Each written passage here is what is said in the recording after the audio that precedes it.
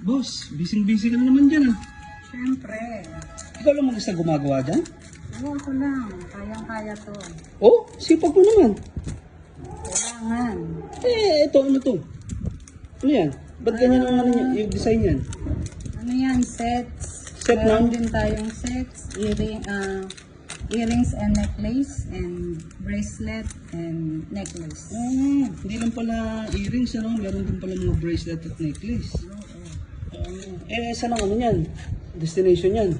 Sa Quezon City lang to. True Lalamove. True Lalamove. Kala ko ba JNT?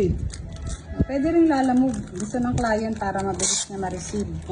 Para mabilis niyang ma-receive, may deliver niya din sa kanyang mga client. Oo. Maganda pala yung ganun, ano? Yan naman mga nakabox na yan. Ano naman yan? For shipping na ba yan? For shipping na yan. Yung isa sa Manila, yung isa sa Lalapit Pampanga. lang. Lalapit lang, no? Pagka ganyan, isang araw lang yan, ano? Isang hanggang 2 araw, ano? 1 to 2 days receive na nila yan.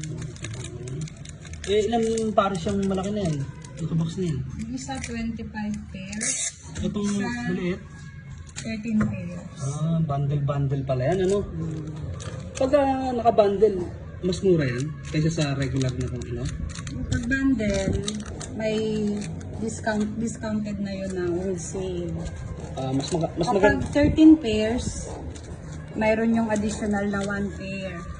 Pag 25 pairs, may additional na 2 pairs. Kapag 36, itong ginagawa ko, 35 pairs, meron tong additional na 3 pairs. Mas maganda pala yung kukuha ka ng bundle, ano? Discounted na. At sabi nyo, ano? Free shipping na din yan? Free shipping, free rebranding, free photo op and video for promotion. Yung ano, yung mga picture na bago mo ipa-ship, bago ang shipping, isi-send mo muna sa kanila yung mga picture para ma-check din nila kung tama yung order nila. Para ma-check din nila kung Maganda pala. For verification, ano? Sige. Salamat, boss, ha?